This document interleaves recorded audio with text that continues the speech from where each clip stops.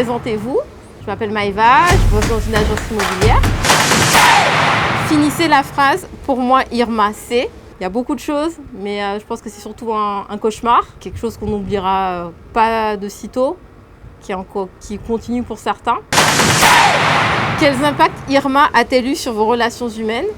Ça a fait un tri sur beaucoup d'amis qui n'étaient pas là ou qui étaient là. Ça m'a aussi montré qu'on était quand même solidaires à Saint-Martin avec des gens qu'on ne connaît pas forcément. Ça a renforcé certaines relations avec les copines, la famille qui étaient là, même à distance. Et ouais, ça nous a surtout fait un tri sur les bons et les mauvais amis à aujourd'hui.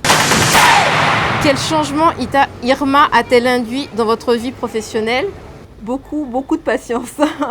Relativiser les choses, encore plus maintenant, parce que par rapport au métier que je fais, on a beaucoup de retours de gens, on a beaucoup de plaintes. Même si certaines plaintes sont justifiées, c'est vrai qu'on prendre du recul, avoir la patience. On a un peu joué la psy pour certains. Et les gens, ça leur plaît de râler un bon coup. On est en face d'eux, ils sont contents. Et quand on est patient avec eux, ça les calme encore plus. Quels enseignements tirez-vous d'Irma? D'être moins matérialiste, être plus humble, penser plus aux autres, écouter peut-être plus la nature parce que c'est quand même un rappel à l'ordre qu'elle nous a fait. Profiter de ce qu'on a en fait, de se contenter de ce qu'on a parce que beaucoup perdent beaucoup de choses et se plaignent pas. Comment aimeriez-vous que Saint-Martin soit perçu par le reste du monde? Comme des survivants, parce que je pense que c'est le mot d'ordre.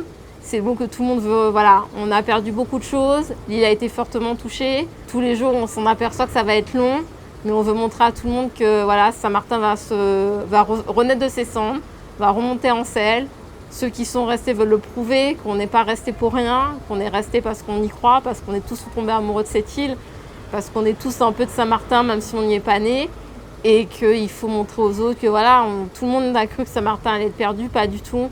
On va revivre, nos plages sont redevenues magnifiques, les commerces ils ouvrent, les restaurants sont là, les gens sont là, le sourire est revenu. Donc je pense qu'il faut remontrer que Saint-Martin existera toujours, que XXM Smile Again, encore et encore.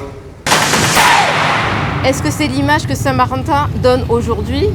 Pour moi oui, parce que moi je me concentre sur le positif, la reconstruction, les gens qui aident, les gens qui sont là pour donner un coup de main. Les gens se concentrent malheureusement que sur les côtés négatifs, que c'est lent, parce qu'il y a les assurances, parce qu'il y a les sous qu'il n'y a pas, etc. Moi, je vais me concentrer sur ce qu'il y a de positif, les gens qui sont revenus, les gens qui aident à la reconstruction. On se réveille tous les matins, on est tous là, on veut donner, on veut y croire, on y croit. Les plages sont redevenues magnifiques, il faut se reconcentrer sur tout ce qui est positif et essayer d'oublier le négatif, même si c'est encore très difficile, même si il y en a encore un peu de choses à reconstruire. Mais faut pas oublier qu'on y arrivera et il faut montrer que Saint-Martin est solidaire et se relèvera de tout ça. Finissez la phrase, pour moi Saint-Martin c'est mon île d'adoption. Parce que ça fait 15 ans que je suis ici, je suis pas repartie même si j'avais pu.